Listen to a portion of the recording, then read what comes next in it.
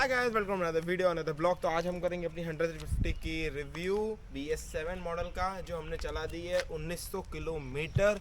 तो 1900 किलोमीटर का रिव्यू करेंगे फटाफट। और इसमें आपको मैं बताऊंगा 5 ऐसी हिडन चीज़ें जो मुझे 1900 किलोमीटर जैसे मैंने चलाई है तो मुझे क्या प्रॉब्लम फेस हुई है और क्या मुझे इस पर बेनिफिट मिला है। तो मैं आज चलो वीडियो शुरू करते हैं और आपको मैं बताऊंगा पहले इसके 5 पॉइंट जो इसको मुझे प्रॉब्लम आई है इसकी 1900 किलोमीटर चलाने में। तो इसकी जो सिटिंग पोजीशन है, सिटिंग पोजीशन इसका बढ़िया है इसका, पर इसका हैंडल में थोड़ा आपको, जैसे आप लोकल जैसे आप ट्रैफिक वगैरह में चलाओगे तो आपको हाथ में पेन होना चालू हो जाएगा, क्योंकि ट्रैफिक में first gear clutch neutral gear करोगे तो आपका हैंड पेन होना आपका चालू हो जाएगा। और हाथ पेन होता ही है। साथ में इसकी माइनस पॉइंट ये लगी क्योंकि इसका हैंडल बार थोड़ा ऊपर देना चाहिए था। बाकी आपको बेड सेटिंग पोजीशन पे आपको थोड़ी रिलीफ मिले चलाने में, क्योंकि इसका ये जो है यहाँ पे से झुकाया हुआ है हैंडल बार, तो इसको थोड़ा ऊपर करके थोड़ा लेंथ भी देना चाहिए था। इसकी आपको चाहिए तो मॉडिफिकेशन भी करा सकते हैं बाहर से, आफ्टर मार्केट इसमें लगता है हैंडल बार, पर वो अभी अपने को लगाने का ज़रूरत नहीं है, क्योंकि अपने को ऐसे मतलब ऐसे अभी ज़रूरत नहीं पड़ेगी इसको लगाना है अभी।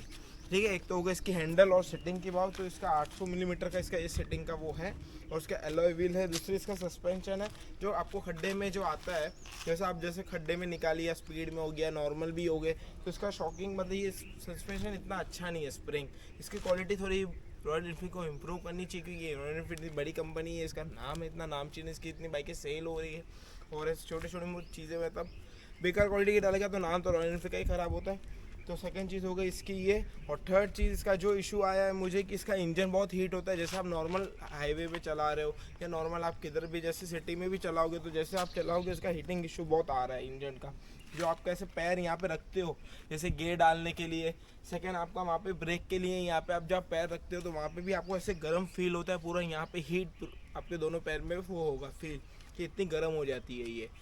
तो इसका ये एयर कूलिंग का थोड़ा हीटिंग का भी थोड़ा देखना चाहिए कंपनी को कि इतनी गर्म इसकी इंजन क्यों हो रही है, क्योंकि जे सीरीज़ के इंजन है, अब इसमें बोलते हैं कि इतने गर्म होते ही है, पर इतना गर्म नहीं होने चाहिए। तो ये कंपनी को थोड़ा इस पर भी थोड़ा वर्क करना चाहिए कि इंजन इतना गर्म नहीं होने चाहिए। सेकेंड चीज़ इसकी है जो पिकअप का है। सेकेंड चीज़ जो इसका पिकअप, जैसे मैं लेने गया था, जैसे मैं इसकी बाइक को लेने गया था रॉयल एनफील्ड के शोरूम में, जब मैंने इसकी टेस्ट ड्राइव ली थी रॉयल एनफील्ड हंटर की, तो उसमें जो मैंने first gear second gear third gear में चलाई थी बाइक को, तो मक्खन की तरह रॉकेट की तरह ले रही थी। जैसे मैंने KTM भी देखी थी, पर मुझे KTM थोड़ी छपरी टाइप बाइक लगी, तो मैंने बोला छपरी बाइक नहीं चाहिए, तो रॉयल लुक चाहिए, प्रीमियम लुक चाहिए, तो इसके लिए फिर रॉयल एनफील्ड में गया। बाकी मैं दूसरी और भी बाइक्स में जा सकता था, क्योंकि 2 लाख के अराउंड के बजट में आ रही थी वो टाइम।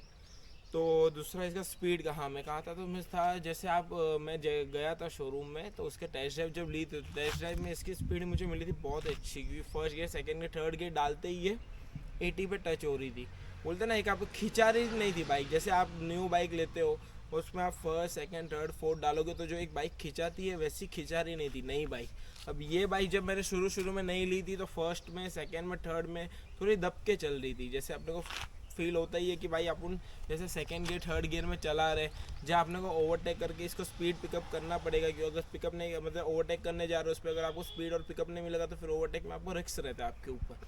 तो वो शुरू में मैंने इसका एवरेज मुझे मतलब ये इसकी परफॉर्मेंस पे भी थोड़ी बेटर वर्क नहीं हुआ था। पर इसका जैसे 1900 किलोमीटर, जैसे फिर मैंने सर्विस सेंटर में पूछा, रॉयल एनफील्ड में पूछा, और मैंने यूट्यूब में वीडियो भी देखे, और तो मुझे इसमें पता चला कि इसका जो इंजन है रॉयल एनफील्ड के इंजन की एक खासियत बात है कि जैसे आप इसको फर्स्ट सर्विस के बाद चलाते हो तो आपकी फर्स्ट सर्विस के बाद ये परफॉर्मेंस आपको बेटर देती है। तो जैसे मेरा 1900 किलोमीटर हो चुका है अभी तक, तो मैंने इसको 1900 किलोमीटर चलाई, तो मुझे ये मतलब इसमें अब मुझे जो वो परफॉर्मेंस जैसे मैं पहले टेस्ट ड्राइव में लेने गया था हंटर, जैसी मैंने चलाई थी वैसी परफॉर्मेंस अब आ रही है मुझे, जैसे 1900 किलोमीटर के बाद, 1500 के बाद आ जाएगी आपको, क्योंकि इसका जो न्यू इंजन होता है उसको फर्स्ट सर्विस के बाद सेकंड सर्विस तक इसको खोल मतलब बोलते हैं ना एकदम प्रॉपरली अंदर के पार्ट सब न्यू रहते हैं, जैसे वो वर्क करेंगे। और इसमें जैसे खुलेगा इंजन, कहने का मतलब अपनी देसी लैंग्वेज यूज़ करता हूँ मैं, खुलना। जैसे अब इसका इंजन खुला है दबा के, जैसे अभी ये 1500 किलोमीटर 1900 किलोमीटर चल चुकी है, तो अब इसका इंजन खुला है और इसके परफॉर्मेंस का मज़ा अब मुझे आ रहा है चलाने में। जो मैंने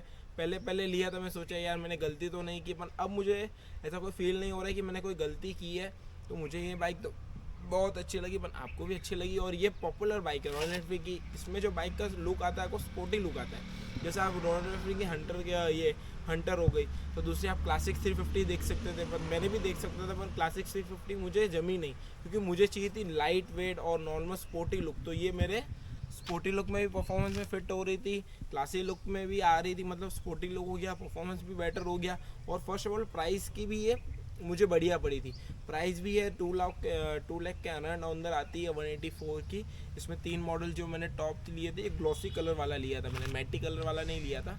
मैटी वाले कलर में आपको इशू ये आता है कि उन्होंने बोला था जैसे आप धूप में खड़ी करोगे तो मैटी कलर ज़्यादा डल होगा ग्लॉसी से, तो मुझे तो ग्लॉसी और मैटी में कोई ज़्यादा फ़र्क नहीं लगा। मैं तो इसको फिर से लेमिनेशन कराने वाला हूँ अपने हिसाब से, इसको मॉडिफिकेशन भी करानी बाकी है मुझे।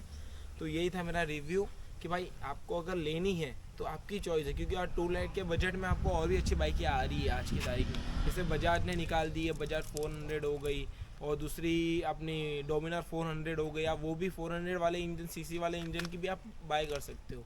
तो आपको अगर चॉइस है कि मुझे रॉयल लुक में जाना है, या आपको अगर रॉयल इनफील्ड लवर हो, जैसे मैं तो बचपन से मुझे था कि यार अपनी एक बाइक और रॉयल इनफील्ड टाइप हो, क्योंकि मैंने बहुत लोग बचपन से देखा कि बहुत लोग चला रहे। फिर यूट्यूब में वीडियो भी देखता था कि बहुत लोग राइड भी करते थे और बाइकों में राइड करने निकलते थे। तो मेरा भी सपना था कि यार हम भी अपनी भी बाइक हो, अपन भी राइड करने निकले, अपन भी चलाए। तो इतनी चीज़ मतलब मेरी लाइफ में, मतलब कम एज में मैंने इतनी बाइक अचीव की है, मैंने ली है, वो ही मेरे लिए बड़ी बात है। बाकी बहुत लोग का सपना है कि ये एज में बाइक लेना, निकलना। तो मुझे तो बाइक मिली, और मुझे जो बाइक है मेरे लिए वो तो अच्छी है। और कभी भी अपनी जो, अगर आपने कोई चीज़ ली उस पर रिग्रेट मत कीजिए, क्योंकि वो चीज़ आपके पास है, किसी और के पास नहीं है। आप सोचते हो यार मेरे पास तो रॉयल एनफील्ड है, जैसे मुझे भी लगता है कभी कभी कि मैंने रॉयल एनफील्ड की जगह मुझे कोई और सुपर बाइक लेनी चाहिए थी। मैंने बोला अभी अपनी कंडीशन जैसे जो बाइक की है अपन वही सपोर्ट कर सकते हैं। जैसे भी सुपर बाइक, जैसे अगर अपना यूट्यूब में ग्रोथ होगा और आगे सक्सेस अचीव होगी तो अपन सुपर बाइक भी लेंगे। पर अपनी जो मेरी फर्स्ट लव थी, जो रॉयल एनफील्ड थी, जो मुझे चाहिए थी, वो मुझे मिल गई है।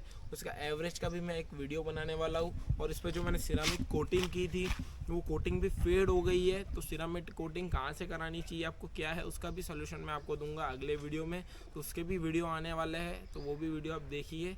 तो आपको कैसा लगा ये वीडियो, तो मुझे कमेंट कीजिए कमेंट सेक्शन में, और लाइक कीजिए, सब्सक्राइब कीजिए मेरे चैनल को। तो आज के लिए बस।